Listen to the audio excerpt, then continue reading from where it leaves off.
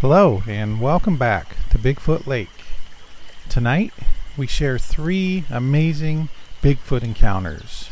We start off in the state of Arkansas, then we'll move to the state of Georgia, and finally we'll find ourselves in the hills of West Virginia.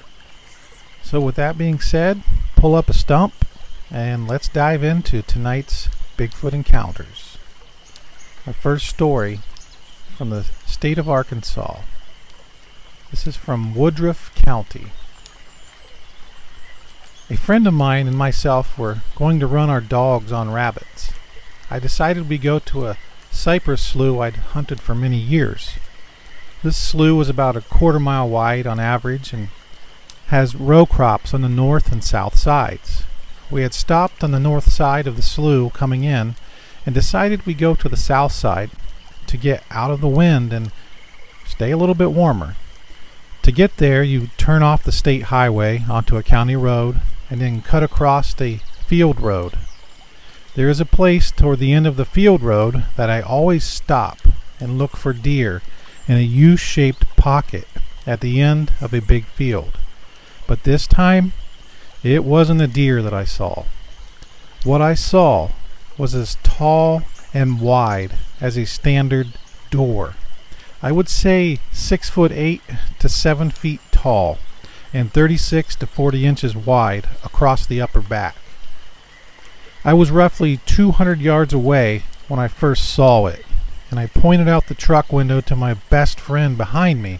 He was in his own truck to look in that direction. The sun was shining on it, and it just stood out from the surroundings. It was just huge compared to anything or anybody I've ever seen. As we drove closer, it just stood there with its back to us, like it was warming itself in the morning sun. We closed to within 75 to 80 yards, and I stopped again for a better look. It was covered with hair from head to toe. The hair looked dark, like a walnut-stained color with reddish highlights. The hair appeared to be long and it lay against the body. It looked wet or like it had a lot of oil in it. It had a sheen or a shine to it with the sun shining on it. I watched it for about 2 to 3 minutes from this distance, and then it turned its upper body to glance over its right shoulder. When it saw my truck, it took one quick long step and disappeared into the woods along the slough. When it turned, it didn't appear to have much of a neck. It was though the head set down into the front of the shoulders, and it was very thick through the upper body. Once it left, I pulled up to my normal parking place, which is about 50 feet from where it was standing. I got out of my truck and looked over where it was standing, but the ground was frozen and there were no tracks. My friend got out of his truck and asked me what the hell I was looking at, and I told him I wasn't sure. If he didn't see it, I wasn't going to say anything. I'd had a once-in-a-lifetime experience right in front of him, and he didn't know, and I wasn't sure how to explain it without sounding completely nuts. It was the greatest feeling of awe outside the birth of my children I've ever had. Anyway, I went to the back of my truck and my friend went to his, and we let our dogs out. The dogs made their usual 3 to 4 happy to be hunting circles around the back of the trucks, and both of them just shut down. Their tails were tucked between their legs, and they just cowered down right there. We put their leashes on and walked north away from the area we parked and turned them loose, and they ran and hunted just fine. But as they turned southwest and went towards where the thing went into the woods, they both shut down again. They tucked tail and came back to us. My friend took his dog by the collar and pushed him into the thicket, and the dog just took off running as hard as he could go to the north. At that time, my friend turned to me and said, "What the hell did you see back there?" Again, I said I wasn't sure. He said, "Well, whatever it was is bad juju for dogs." We loaded up and went looking for his dog. I looked for 3 days and couldn't find him. On the 4th day, he received a call from a lady that said the dog had showed up the night before at her house. It was about 10 miles northeast of where we lost him. As far as this story, I know what I know, and I saw what I saw. It's all the proof I'll ever need. So that's an amazing encounter from Woodruff County, Arkansas. That was February 3rd of 2007. So what do you think of that encounter? Any of you listeners familiar with that area? Love to hear from you. Or if you've heard of any other reports from that area, that would be great. Leave a comment, and I'd love to hear from you. So we move on to our second encounter of tonight. We move to the state of Georgia, and this is a bit of a different type of encounter. This was in Lumpkin County, Georgia. It says the side road may have been Dockery Lake Road, or it may have been FS 654, which sits east of Highway 60 north towards the lake and camping area. I want to tell you about an incident that happened a few months ago in fall 2006. So this is an older story. My girlfriend and I were parked and had some pretty heavy conversations. To break free of the tension, I suggested we get out of the car and walk. I set the brakes on the truck and we got out. Locked up and headed down the road, hand in hand, enjoying the crisp night air. She chattered on nonstop. There was a moon out, although I couldn't see it yet, and we walked by flashlight. Pretty soon I smelled a skunk. It got stronger and stronger, but the smell changed to a rotten smell. Maybe garbage that is hot and moldy mixed with a skunk spray. I thought maybe a camper had left camp trash out or something. We walked on a ways, not wanting to meet up with the skunk, and I suggested we turn back to the truck because we had gone around 2 bends in the road and we couldn't see back to the truck now. You know that funny feeling you get when comfort and safety suddenly seem important? So we did about face and headed towards the truck. That is when we saw this figure. Man, it was right out there in the middle of the road at a distance of the furthest beam of the flashlight. Talk about a David and Goliath sight. It was just standing there looking at us. I know you won't believe me if I tell you how tall this sucker was, but I am 6'3" tall, played basketball with guys much bigger than me. I know this thing was at least 8, maybe 9 feet tall, and must have weighed at least 500 pounds. It was just massive across the chest and biceps, standing there in the middle of the road. It's true. The thing swayed back and forth like the head of an owl when it's looking at something. You know how an owl moves its head side to side like that, back and forth? This thing did that, moved that way. And in the flashlight beam it had reflective eyes like dogs have. It never moved towards us, it stayed in place, swaying. It took a minute to register, and I stared back, not believing my eyes. And my girl freaked into scaring, yelling, which really unnerved me, especially in the dark like that. Her scream also unnerved this Goliath, for he or it turned and stepped off the side of the road, down over the embankment and out of flashlight range. 1 step, maybe 2, and it was gone, just like that. Mind you now, to get to the truck, we had to walk past that place in the road where this monster stood. How spooky is that? I was ready to cut and run the rest of the way to the truck, but my girl was terrified and couldn't make her legs move. She was shaking and hanging on to me, which didn't help me, brave man that I am. So she gathered herself, hanging onto me around the waist, and I scanned all the area around us up ahead with the flashlight and told her to run fast. But I was literally dragging her with one hand and showing the light with the other. The way back seemed to take a long time, but it was only seconds because we hauled. Got to the truck, and dude, I couldn't make my keys work. I fumbled around for another few minutes, trying to accomplish something between her screaming instructions and my back to the road, which I didn't like. Do you know how hard it is to unlock a car door with one hand on a flashlight and a woman hanging around your neck and keys in the other hand? Picture it. We didn't see the creature again, but we didn't stick around either. We moved like it was after us.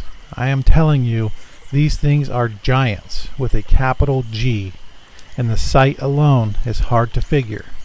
There is nothing in my life that prepared me for such a sight. It's still surreal to think about, and it doesn't help when people laugh and think I'm nuts. I know what we saw. We don't expect anyone would believe this. Nobody hereabouts would, but we thought it ought to be reported. So that's the conclusion of our second story from Lumpkin County, Georgia. Are any of you familiar with that area? I think that's northern Georgia, that Lumpkin County area. Anyone have any other reports from that area, or do you have any thoughts on this encounter? That creepy encounter in the dark where you see this Goliath, as he called it, in the distance in the beams of your flashlight. And then after it bolted off to the side of the road, you had to walk right past that to get back to your truck. Pretty terrifying encounter.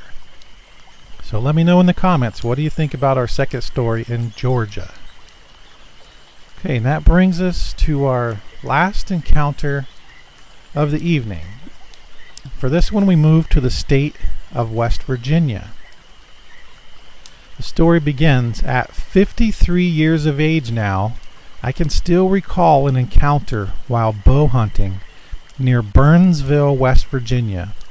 It was around 1978 on Oil Creek in Braxton County. My in-laws had a small farm they recently purchased for hunting and raising a few beef on.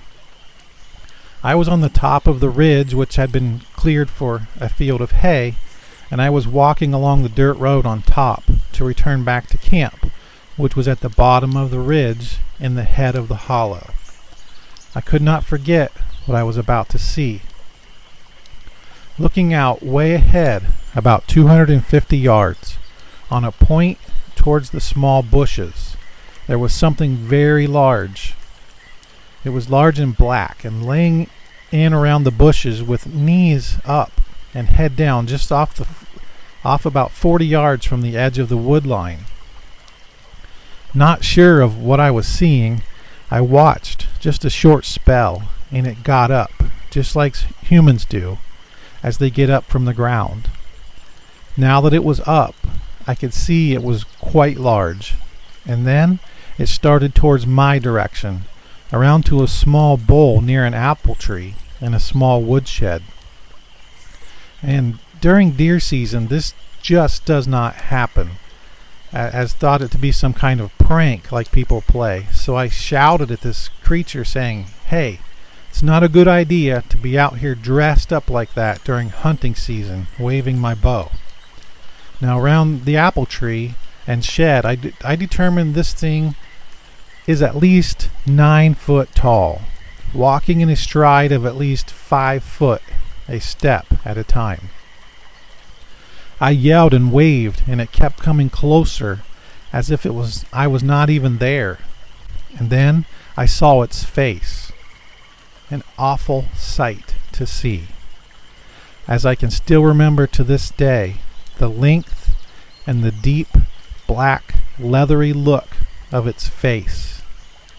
I'll never forget that face. Then I turned downhill and ran, not looking back until reaching the camp at the base of the ridge and about collapsed. Not like some people, I will not joke about this, for what I saw was real, and from the look of that face, I could not imagine it friendly, by no means. But I was not going to take the time to find out either. And I have never been back to hunt that area. I have no idea how it goes undetected for the size it is, but it is real, and it looks very mean. I did not smell it as the wind may have been going away from me. I have spent time taking pictures out on the hills around home and enjoying hunts, but now I always carry at least a handgun whenever I walk around, because I can't run like I used to, folks.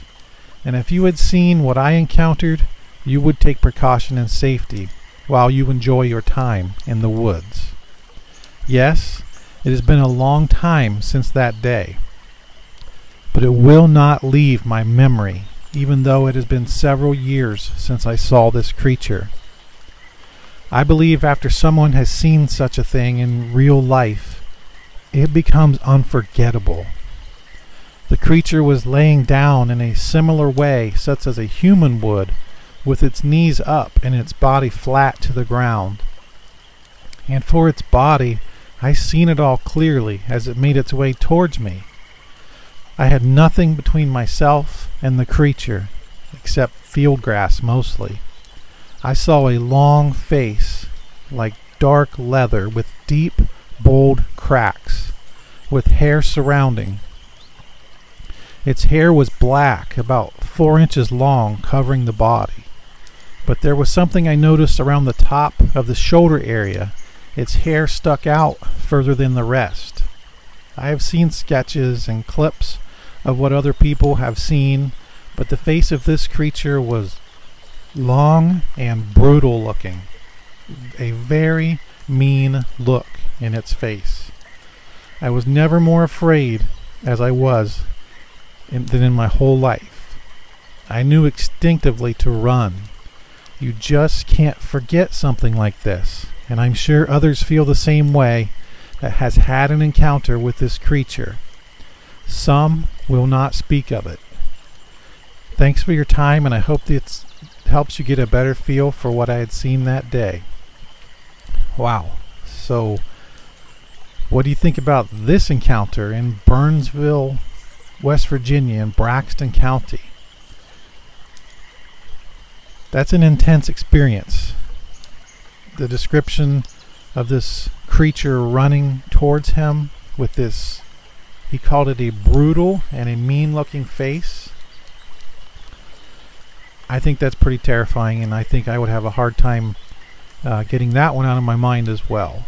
So, again, this area, Braxton County, West Virginia. Do you guys have any experience with this area? Have you heard any other reports from this area? I'd love to hear them. And that area of West Virginia, I believe that's a whole lot of mountains and wilderness. It's lots of remote areas for these creatures to be in. So this is believable. So what do you guys think? Leave a comment. Let me know what you think of this encounter. And let me know what you think of the 3 encounters altogether. I would appreciate some input and just like your thoughts on it. So that concludes our stories for tonight. I want to thank you all for gathering with us again here at Bigfoot Lake. Appreciate you all joining us. We hope you have a great night, and we'll see you on the next.